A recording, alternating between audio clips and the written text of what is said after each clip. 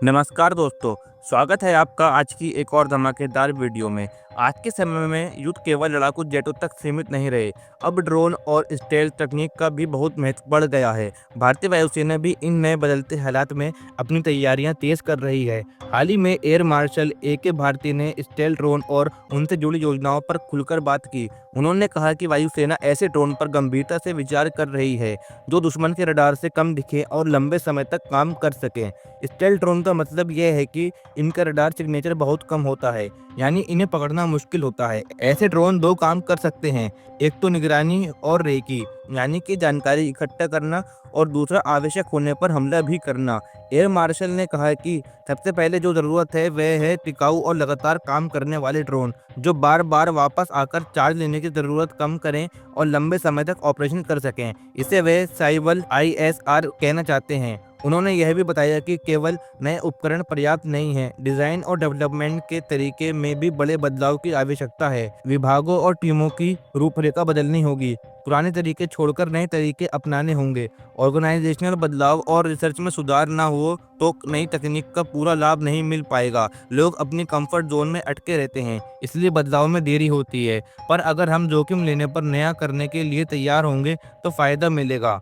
देश के बड़े संस्थान जैसे DRDO और HAL पहले से ही विभिन्न ड्रोन प्रोजेक्ट्स पर काम कर रहे हैं। कुछ प्रोजेक्ट लंबे रेंज वाले, कुछ स्टेल्थ कैपेबिलिटी वाले और कुछ हमले करने में सक्षम बनाने पर केंद्रित हैं। इन योजनाओं का मकसद यही है कि आने वाले समय में हमारी सैन्य ताकत तेज और प्रभावशाली बने। अगर घरेलू स्तर पर ये सफल हो जाए तो हमारी असल शक्ति बढ़ेगी और विदेशी तकनीक पर निर्भरता कम होगी। ड्रोन पर हमला करने की क्षमता लाने में कई तकनीकी कठिनाइयाँ हैं, जैसे सही सामग्री, कंपोजिट संरचनाएं, थर्मल मैनेजमेंट, ऑपरेशन के दौरान गर्मी को संभालना, उन्नत सेंसर, एवोनिक्स और हथियार प्रणालियों का मेल चाहिए। इन सबको जोड़कर एक भरोसेमंद सिस्टम बनाना आसान नहीं है। इसके अलावा टेस्टिंग के लिए अच्छी रेंज, सप्लाई चेन और लगातार ट्रेनिंग भी ज़रूरी है। दोस्तों, ड्रोन ऑपरेशन में कमांड एंड कंट्रोल मजबूत होना चाहिए और कम्युनिकेशन सुरक्षित यानी कि इनक्रिप्टेड रहना चाहिए, ताकि दुश्मन उनके संकेत पकड़ ना पाए। मानव संसाधन पर भी काम करना होगा। पायलट और ऑपरेटर को नई ट्रेनिंग देनी होगी, सिस्टम ऑपरेशन के नए नियम बनाने होंगे और स्वायत्त प्रणालियों के फैसले समझने के लिए अभ्यास करना होगा। संव्यात यानी अर्धसंव्यात ड्रोन के संचालन के निर्णय में क्षमता और नैतिकता पर भी ध्यान देना होगा। कब हमला करना है, कब नहीं, और नागरिक जगहों का ध्यान कैसे रखा जाए, ये सभी बातें रणनीति का हिस्सा बनेंगी। सरकार और सेना के साथ साथ निजी उद्योग, स्टार्टअप और रक्षा संस्थाओं का मिलकर काम करना बहुत ज़रूरी है। टेक्नोलॉजी ट्रांसफर, साझेदारी और निवेश के नए मॉडल अपनाने होंगे, ताकि विकास की गति तेज हो सके। यदि हम सिर्फ विदेशी तकनीक पर निर्भर रहेंगे तो हमारी असली क्षमता नहीं बनेगी। आत्मनिर्भरता के लिए घरेलू इनोवेशन और निर्माण पर ज़्यादा जोर देना होगा।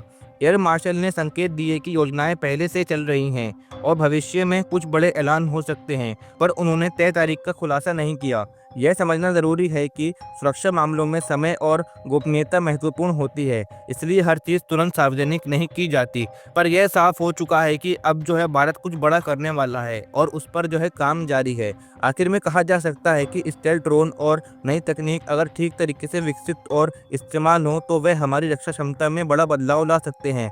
पर इसके लिए तकनीक के साथ साथ अच्छा संगठन, योग्य लोग, मजबूत उद्योग साझेदार और सुविचारित नीति भी आवश्यक है। तभी यह तकनीक मैदान पर सही मायने में काम आएगी और हमें फ़ायदा देगी। तो दोस्तों, उम्मीद करते हैं कि आपको यह खबर अच्छी लगी होगी। अगर आपको भी यह खबर अच्छी लगी हो तो इस वीडियो को लाइक करें, और अगर आप ऐसे ही डिफेंस सेक्टर और देश विदेश की सभी ताज़ा खबरें देखना चाहते हैं तो हमारे चैनल यम नॉलेज शो को सब्सक्राइब करना बिल्कुल ना भूलें। तो अब मिलते हैं अगली वीडियो में, तब तक के लिए जय हिंद, जय भारत।